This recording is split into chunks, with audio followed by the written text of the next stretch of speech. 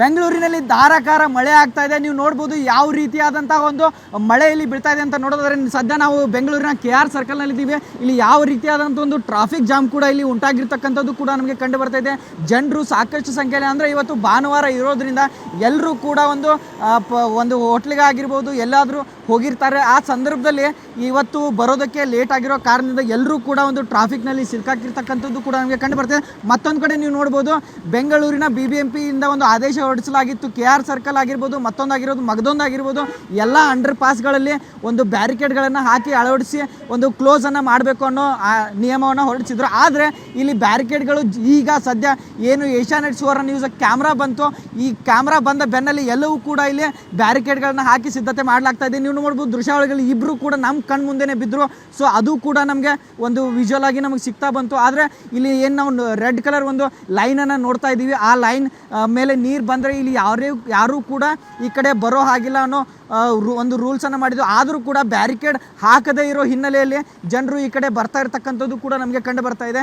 ಮತ್ತು ಒಂದು ಕಡೆ ನೋಡ್ಬೋದು ಯಾವ ರೀತಿಯಾದಂಥ ಒಂದು ಜೋರಾದ ಮಳೆ ಬಂದರೂ ಕೂಡ ಜನ ಒಂದು ಕೊಡೆಯ ಹಿಡ್ಕೊಂಡಾಗಿರ್ಬೋದು, ಹಾಗೆ ಎಲ್ಲರೂ ಕೂಡ ಅದೇ ರೀತಿ ಹೋಗ್ತಾ ಇರ್ತಕ್ಕಂಥದ್ದು. ಮತ್ತು ಒಂದು ಕಡೆ ಗಮನಿಸ್ಬೋದು ಯಾವ ರೀತಿ ಒಂದು ಮರವು ಕೂಡ ಇಲ್ಲಿ ಬಿದ್ದಿರ್ತಕ್ಕಂಥದ್ದು, ಅಂದರೆ ಆ ರಸ್ತೆಯಲ್ಲಿ ಭಾರಿ ಟ್ರಾಫಿಕ್ ಜಾಮ್ ಉಂಟಾಗಿರ್ತಕ್ಕಂಥದ್ದು ನಮಗೆ ಕಂಡು ಬರ್ತಾ ಇದೆ.